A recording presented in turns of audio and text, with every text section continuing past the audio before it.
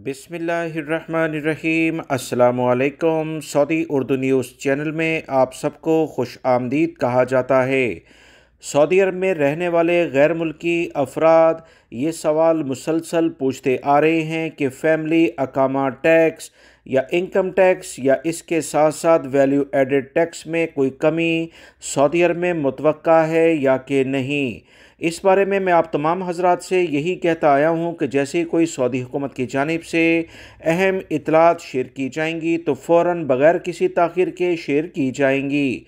याद रखें, सऊदी अरब में इन तीनों टैक्स जिसकी मैंने आपसे ज़िक्र किया है, वैल्यू एडेड टैक्स जो कि मुख्तलिफ़ अशिया पर लगा है 15% के करीब, वैल्यू एडेड टैक्स सऊदी शहरी और गैर मुल्की अफराद अभी अदा करते हैं।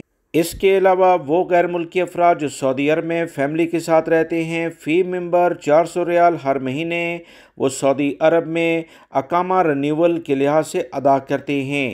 इनकम टैक्स यानी तनख्वाहों पर भी टैक्स लगने की पिछले दिनों बात चल रही थी। इन तीनों का लिंक बहुत ज़्यादा अहमियत रखता है।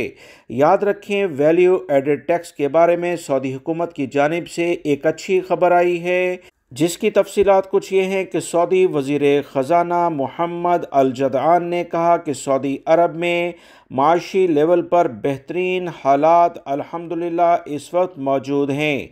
सऊदी हुकूमत की जानिब से ये अहम ख़बर कि वैल्यू एडेड टैक्स में आने वाले दिनों में मज़ीद कमी की जा सकती है और बाकायदा इस पर काम भी जारी है।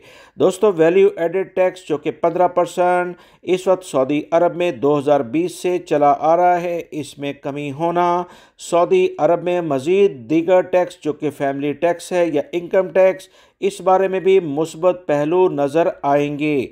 बहुत उम्मीद है कि वैल्यू एडेड टैक्स की कमी के बाद सऊदी अरब में फ़ैमिली पर जो टैक्स लगा है इस पर भी सऊदी हुकूमत की जानिब से नज़रसानी की जा सकती है और दोबारा से कोई पॉलिसी के बारे में एलामिया जारी होने की उम्मीद है।